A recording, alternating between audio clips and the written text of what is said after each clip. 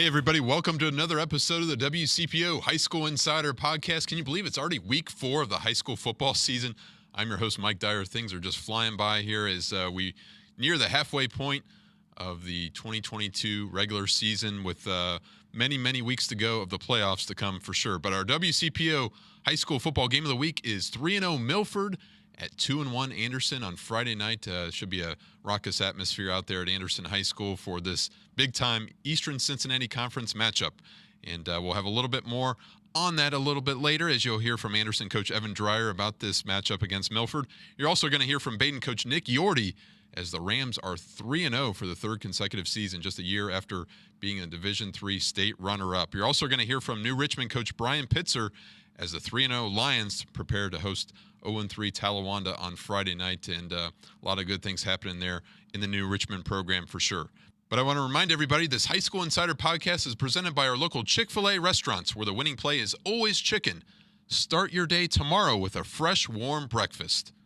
Before we get into Week 4 and all the matchups of this entire weekend, we have a recap of Week 3 and another strong week for the Badin football team. The Rams, the Division III state runner-up, as I mentioned, rallied in the second half to defeat Withrow 24-17 at Withrow High School on Friday night. It was an interesting matchup between two programs that should be at the top of their respective regions, and Withrow in Division II, Region 8, and obviously Badin in Division III, Region 12. Talked to Coach Nick Yordy of Badin after the game, and he told me how the Rams persevered after a rocky start at Withrow. We battled. We battled. I think we were a little shell-shocked coming in here a little bit. At halftime, we kind of had a little blank stares on our face. We were in a ball game, and it's been a while since we've been in some close ones like that, but that's what we needed. That's why we're playing this schedule. That's why we're playing these guys and the guys we played the past 2 weeks. So hopefully it pays off for us down the road. What do you learn from this, would you say?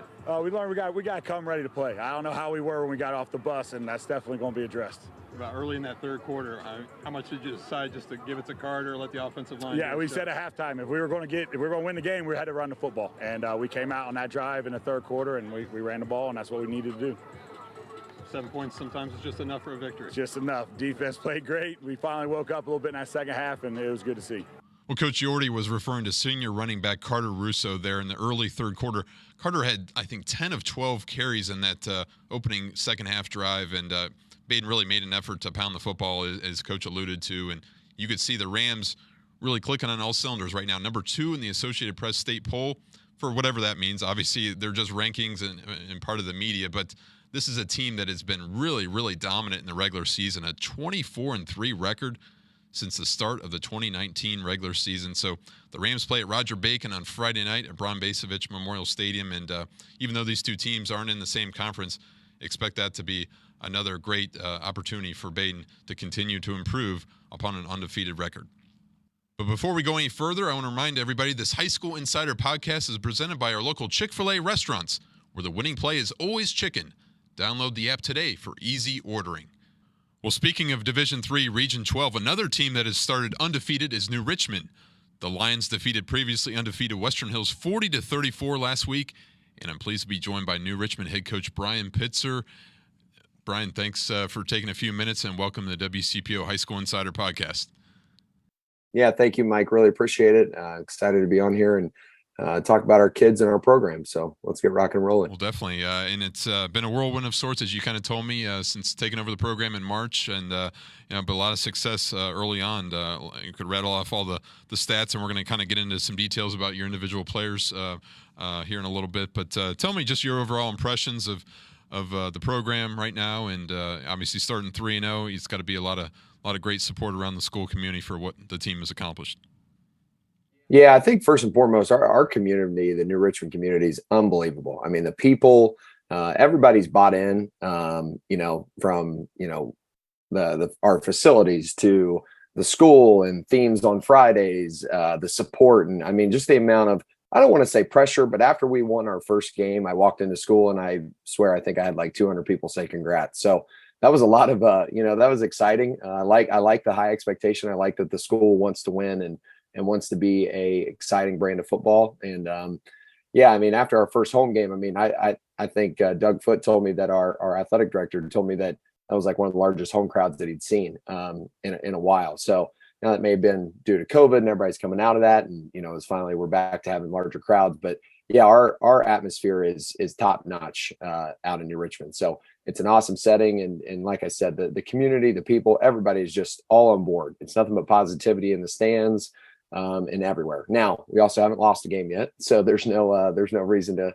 complain about much. But no, overall, very, very impressed with how our kids have handled it. I think consistency right now has been at an all-time high for our kids. So we're just looking to continue that and keep being, the best that we can be each day. And, just keep, trying to get 1% better or change our best, as we like to say. And that's what we're going to do. I know you gave a shout out to the student section there on Twitter, and maybe take me inside, the football program and that support from the community for those who aren't as familiar with New Richmond, and maybe what's it like on a Friday night there at a home game? Yeah, well, like I said, it was according to our athletic director. I can only see so much, but versus Bethel, which was our first home game, our student section was packed. We got a band of 80 plus, which is phenomenal. We have an awesome marching band with Mike McKinley, who does that, and they do a great job. And then, yeah, it's an awesome experience. It was wall to wall, bleacher to bleacher on the home side, and yeah, it's an awesome experience up there in New Richmond. That's an amazing community. It's such a hidden gem. I'll go ahead and promote them. I don't think a ton of people like them to, spread the great word about New Richmond. I think they like keeping it close knit, but there's a ton of housing developments going up. There's a ton of people moving into New Richmond. So very excited for the future of New Richmond as a whole, and our schools and our football program. So overall, yeah, the student support's been phenomenal. The first day of, the first Friday that we were in school, everybody's all dressed in whatever theme it was. I think it was Cowboys and Country Club or something like that. And it was awesome. It was fantastic. I've never been in a school where everybody was just so bought into a Friday. So it was great. Really, really enjoyed that part of it. And, really looking forward to this Friday night against Talawanda at home as well. So let's go back to last week for a quick second. I know you made the trip to the west side of Cincinnati and defeated a undefeated Western Hills team, a Division I program, at 40-34. And what did you like most about the way your team played in that game? Yeah, I think overall, our offense, defense, and special teams all played lights out. Western Hills has a really, really good quarterback. And they were absolutely enormous. They were easily, in terms of physicality and size, they were, I bet every starter had to be over 6 foot easily. And their O-line and D-line were massive human beings. So credit to them for getting great bodies out. And yeah, we just, offensively, we use a lot of tempo when we play. So we were able to tempo them and kind of wear them out there in the first half. And then in the second half, I really liked their game plan against us. They tried to slow it down as much as possible and keep our offense off the field. We were only on the field for 24 plays. And fortunately, we scored on 2 of those drives, which helped keep us in the lead. So they did a great job in the second half making adjustments. Our defense played really, really well, had, I think, 3 to 4 red zone stops and stopped them when we needed them to. So that was huge for us. And then our special teams picked up we pooch kicked one on the sideline off of a kickoff, and we got it back and recovered and went down and scored. So we were hitting on all cylinders and played really, really well. The score, I wouldn't say was as close as it may have seemed. They hit, I think they hit 3 of 4 2-point conversions. So they got a whole other touchdown off 2-point plays. So we felt very confident at the end of the game that we were going to win. We knew that we were going to win. We felt that way. Our kids felt that way at the half. We just knew that we just had to keep doing our job, and we would pull out the win. So we were very impressed with how our kids handled it going to the west side. A lot of kids never been that far west from New Richmond. So that was a good experience for us. And Western Hills did a great job. That's a cool little stadium right there in between Ferguson and Glenway. Just, you're right there. So that was unique, and their stands are there as well. And that was their first home game. So the stands were packed. It was great. We had a great New Richmond following come out, including our students. And then their students and their community came out as well. So it was really cool. It was a really cool experience for us. Head coach Charles Boyd doing a great job with the Mustangs in his first season there at the helm. So it's easy to talk about the offense, obviously, but I want to start with the defense. You just kind of mentioned the 3 or 4 red zone stops. You have a senior strong safety in Jack Moore, who 57 tackles, if I'm not mistaken. If I looked up on the stats correctly there, had 18 tackles against Western Hills. What's he meant to the defense for you? Yeah, Jack kind of leads the way for us. He plays a position where we kind of allow him to have some free reign. So he's done a phenomenal job with that. He's about a 6'1", 190-pound safety body. And he's probably one of the smartest football players we've had the opportunity to coach. And he gets to the football. We kind of give him that free reign to do so, and he finds it and goes and makes plays. I wish the tackles didn't seem like it was that many, but it truly is. I mean, we're not fudging the stats on it. And you can turn on the film and you'll know where number 11 is every play. So he's usually at the ball or making the tackle, regardless of what the outcome is, whether it's a pass or a run. So, but no, Nick Schmidt, our defensive coordinator, has done a phenomenal job. I love the way that our defense plays. It's very aggressive. It's hard to I struggle with it in practice. They got 5 safeties across the top or 3 safety look, and we play a stack kind of traditionally, but it doesn't look that way. I wouldn't say it's a true 3-3 stack. It's very unique. So it's helped us out a ton. It's been successful, and it allows guys like Jack to go and make plays and play fast. So very impressed with how our defense has played, and they've got their work cut out for them this upcoming week, playing Tal 1 and the triple option. So excited to see how they do. And then offensively, several players have stood out for you, including senior quarterback AJ Metzger, 24 of 30 passing for 290 yards and 4 touchdowns last week. He's thrown for 805 yards and 11 touchdowns. And senior running back Laurence Smith, he rushed 22 times for 117 yards and a touchdown. What can you tell us about those two guys? Yeah, AJ and Laurence have really, really bought into what we've done ever since March when we came in. So all the offseason stuff that we've asked them to do, they've done. They did a great amount of work over the summer and building a great relationship together in the pass game. And we do like to throw it. So I know AJ last year, I think, had only thrown for 600 something yards. And he kind of looked at me after like our first or second scrimmage, goes, "You think I'll throw for more than 600 yards?" I said, "I think you'll throw for more than that in about your first 3 games." So, we traditionally try to pump out high numbers at the quarterback spot. And it's a tough spot to play for us. Hardest, in my opinion, on the field, just with the amount of stuff that he has to do on every given play. But he's bought into that. And I think he is, without a doubt, a super hidden gem in terms of a quarterback. So he's by far one of the best that I've had the opportunity to coach. And while I was at Anderson, we had some really, really good ones. So he's up there. But he's a great kid, watches a ton of film, always asking questions. If he misses something in practice on Monday, he corrects it on Tuesday and it's fixed. So he's very coachable, which I enjoy a lot. And then Laurence Smith, who has never actually taken a snap at running back. Well, I shouldn't say never, but had very limited touches at running back over the past 3 years.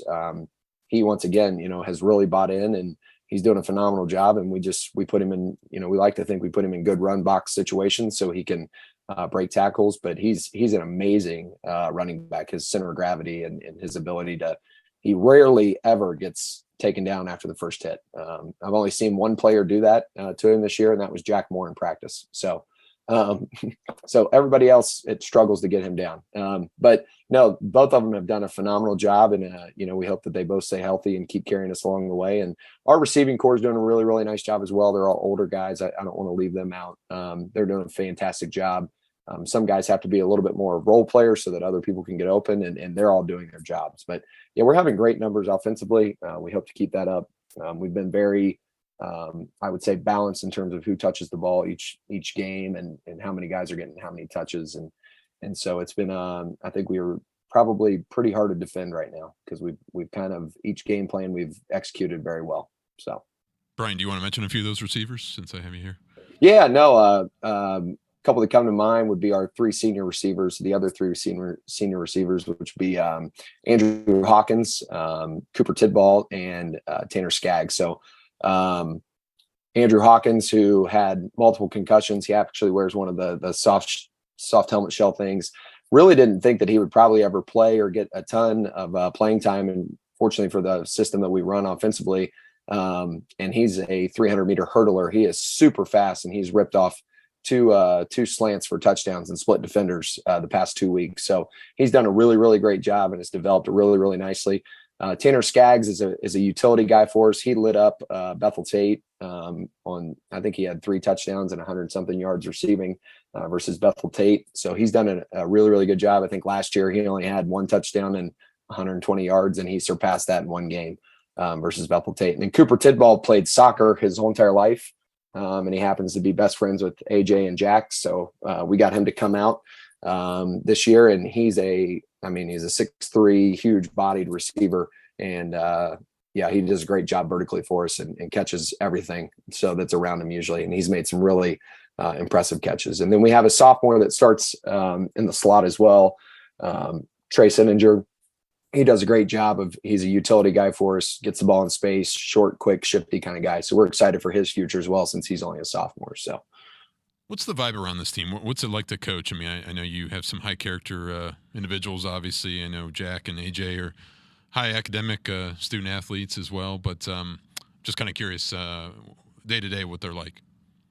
Yeah, I mean, I think overall, our experience with them so far has been really, really good. I mean, they've everything we've asked them to do, they've done as a whole entire team. There's not been a lot of pushback on anything. There hasn't been any, well, why are we doing it this way? I hear a lot of kids say, man, we've never done it this way before. This is awesome. The way we practice or the way we work out or how we run the offense or how we don't do any conditioning or anything like that. They all think it's really, really cool. So, we have kids really bought in. And I think, once again, that kind of buys into their community. I mean, New Richmond football is a winning tradition. I mean, it's 67, where this is team 67, and they've had 46 or 47 winning seasons. So, I mean, winning is not uncommon to New Richmond football. So that is a positive.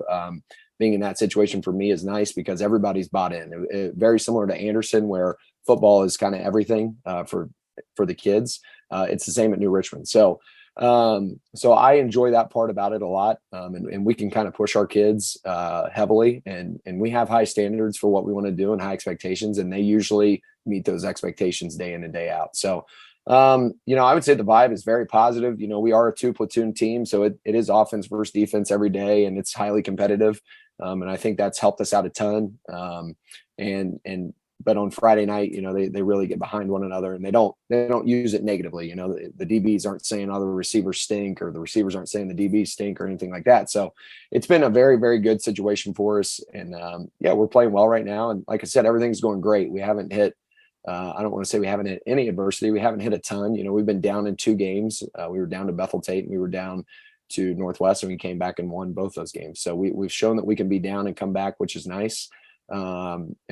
Just really, I'm proud of how they've responded so far. Now, once again, we're going into week 4. So, we're playing Talawanda, who's, even though they're 0-3, they're a very solid football team. And, the triple option, anytime you have to play that, it's a very unique game. So, very interested to see how we respond this week, and play Talawanda. So before I let you go, Coach, you mentioned Anderson, and I know you're a previous assistant coach to Evan Dreyer there at Anderson, and I'm just curious, with the way his offense runs, if I would kind of line up film of New Richmond, Woodward, and a couple other places, would I see a similar scheme and everything in terms of what Anderson runs even to this day? Yeah, I would say myself and Nick Osborne are probably going to be at Western Brown, are probably going to be very similar to Evan. I would say Chris Stewart is at Madeira, uses pieces. I love the way Chris calls the offense. And I think he now has an offense coordinator over there as well, but I'm sure it's the same stuff. But he's Chris is very simple in what he does, but they're really, really good at it. Nick obviously has Drew Novak, who's a phenomenal quarterback, and that helps kind of lead that whole thing, because it's a very quarterback friendly system. Woodward, I haven't got to see them. Jeremy was on defense with us, so I'm not sure how similar it looks. I know he has some, he's in empty and things like that. But I think what Evan does is really, really unique. And unfortunately, we all wish that we could be like Evan, but we'll all sit here and tell you that we're not. The guy's a savant, and he just, the way he calls the game is very, very impressive. But yeah, I would say Nick and I are probably the most similar to Evan in terms of formationally and plays and things like that. So, we're excited for that matchup coming up here in a couple of weeks. I'm excited to play against Nick. Nick was the head freshman coach, and I was the head JV coach. So we have a great relationship as well when we were at Anderson. How strong is Region 12? You talk about Western Brown and Badin and obviously your team and Hughes and Bellbrook. I mean, it goes on and on here. Tippecanoe, Mount Healthy. I mean, I know you don't want to look ahead too far, but still, it's got to be one challenging region. You kind of know that the playoffs are coming. Yeah, absolutely. No, I think it's a great region. Glad that Western Brown's back in it. I know that they were in the other region. Last year they were in region 11 or 10, whatever it was. Yeah, no, it's a very, very strong region. And I like it because I think it's pretty public school heavy, is where when you get into Division 4, Division 2, I was in Division 4 for 2 years at Norwood, and I mean that is a meat grinder of Wyoming, Clinton, Massey. that one's tough, man, if once you get in. So in Waverly. But yeah, no, I think Division 3, Region 12 is a really good public school playoff division. So I'm excited to be a part of that. So hopefully we're a part of that. There I you should go. say. Definitely. New Richmond head football coach Brian Pitzer, really appreciate your time and all the best of luck to your program going forward. Thanks, Mike. Really appreciate it, and appreciate all you do for high school sports. So. Well, obviously, Coach Pitzer has brought a lot of success there to New Richmond in just his first year. He kind of told me about how it's been a whirlwind since March, but things are really doing well there as the Lions are 3-0 and look to go to 4-0 against Talawanda this week. Region 12 is loaded, as I mentioned there at the end of our conversation. I mean, talking about Western Brown, everybody knows about senior quarterback Drew Novak, who's in the top 10 all-time in state history in career passing yards. But you also have Badin, who I just mentioned, Division III state runner-up a year ago. Hughes, Bellbrook, which defeated Miamisburg. And you also have Monroe and Tippecanoe and Mount Healthy and plenty of other schools as well. So that will be a region that you definitely want to watch when it comes toward the postseason. But I want to transition a little bit now to Division II Anderson, and then obviously Milford being Division I. This is a great ECC matchup on Friday night. Our WCPO game of the week is 3-0 Milford at 2-1 Anderson. Milford is seeking its first win against Anderson since the 2018 season. Milford is a Division I Region 4 team, while Anderson is Division II and Region 8. I visited Anderson's practice on Tuesday afternoon, spoke with Coach Evan Dreyer about the Raptors' key to victory against Milford this Friday night. I think this matchup comes down to us not having any 3-and-outs and us getting some stops on defense early to see how Cam reacts to a little bit of pressure, because this atmosphere Friday night is going to be unbelievable, and it's going to be an unbelievable week. Finally, the ECC, everybody knows how strong this conference is, but I know you've been a part of this for quite some time now, but I mean, how much fun is this just to see, you got, obviously everybody knows about Winton Woods, but Kings and Anderson and Milford, and I mean, it just goes on and on. I mean, what's the strength of this conference right now? The strength of the conference is it's growing. Like, you've always talked about the GMC, and now you're talking about another public school conference in Cincinnati, and I think it's the best Division II conference. You put the GMC, the ECC, put them up against any major cities, and it's right there with the best brand of football. We've got talented players, we've got really good coaches, and Winton Woods winning a state title has helped us definitely put us on the map with our players, and now it's all about who's going to be the best in Week 10 and following in Week 15. So it's exciting for us to be in the talk with Milford, and then everybody else is trying to gain some momentum as we go into the middle and into the end of our schedule. I tell you what, this is just one of the matchups I'm really anticipating to see here in the ECC when it comes to Anderson and Milford. I mean, you got to look at Kings and Winton Woods. I mean, Winton Woods, obviously Division II state champion a year ago. They've won 12 consecutive games, and there's going to be some fascinating matchups here in the ensuing weeks as the ECC really kicks into full gear with its conference schedule. But other games to watch around Greater Cincinnati on Friday night, you have Edgewood at Fenwick. Fenwick is 3-0 for the first time since the 2015 season. I caught up with head coach Mark Mueller a little bit this past weekend. He said things are just going well for the Falcons. They're really adjusting to his coaching style, and that can be an interesting matchup as well. Withrow, who we mentioned earlier this episode, 1-2 record, but really not indicative of the schedule that they've played. And Coach Collie Jones is going to host Hoban, a 3-0 team, and everybody knows about them being a multiple state championship winner here in the past couple of years, and that's going to be an interesting matchup as well. Madeira 3-0 at Marymount. That's a fascinating CHL game to watch. And then also in the CHL, you have Indian Hill 0-3.